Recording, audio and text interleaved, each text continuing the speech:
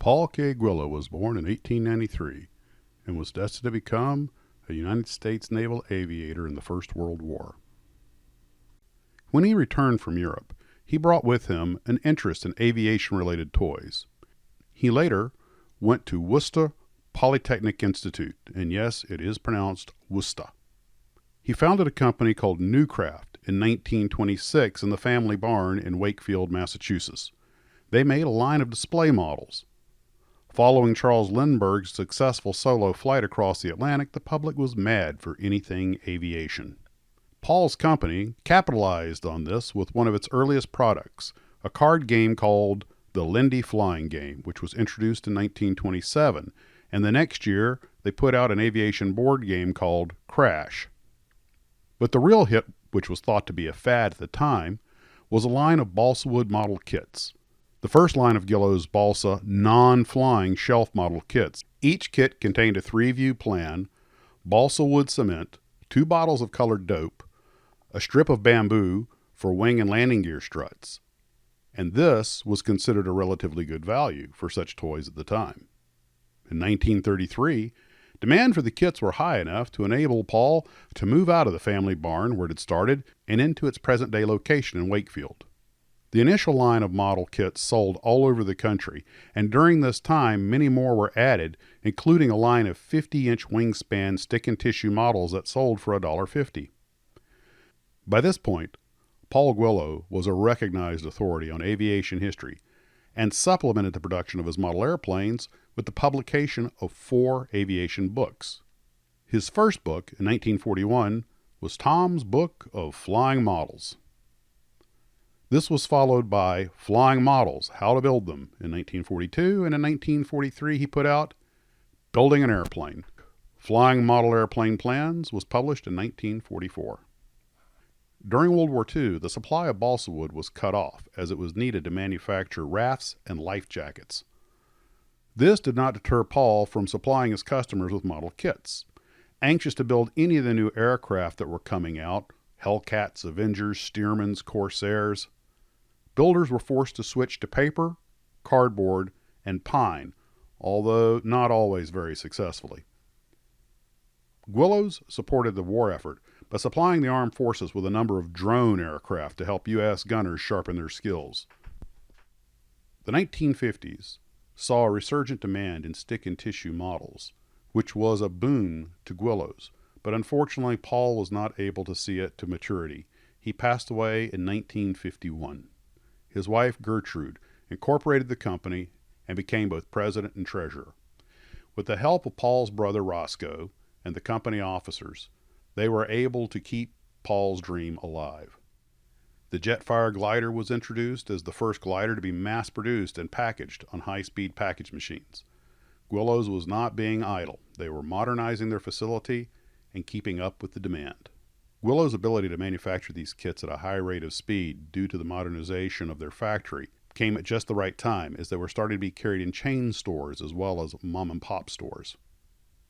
As the baby boomers started to become parents themselves and their children started to grow, Guillow saw yet another boom in the popularity of their stick-and-tissue kits. As the 60s approached, Guillow's furthered their marketing by introducing many different counter and floor display stands. These carried a vast assortment of hand-launched and rubber-powered toy planes. Mrs. Gertrude Guillow retired as president in 1980 and was succeeded by Earl Smith.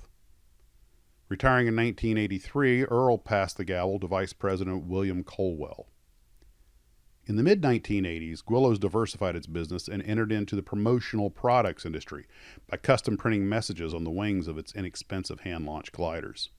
William Colwell retired in 1989, promoting Alson Smith to president.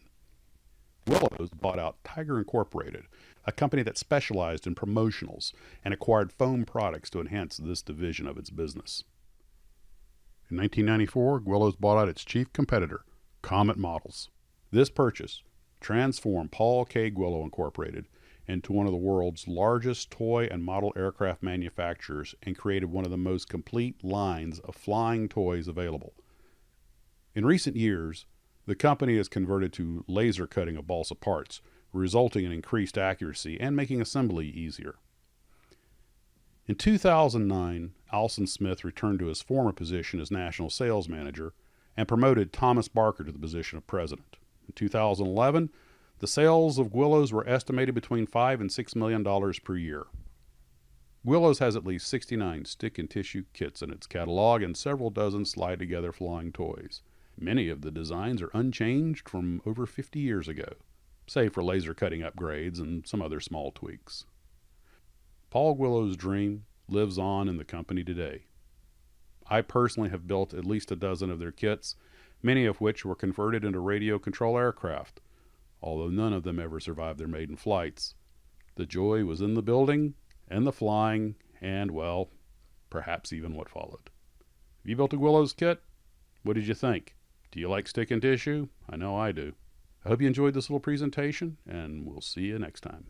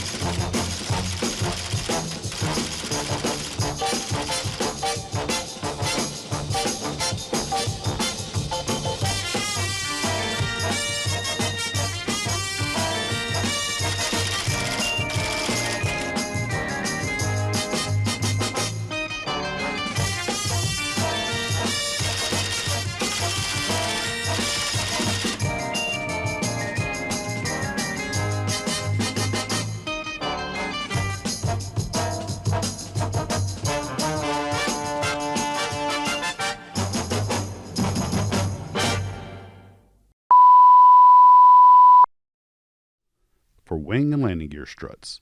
My oh my, how sophisticated. You like that? Oh, I think it's perfect. Oh my. Okay, let me do that. You know I left your voice in last time you did that in the outtakes. It was a riot. Everybody loved it. Yes, I did. I put it in the outtakes at the end. Oh, yeah.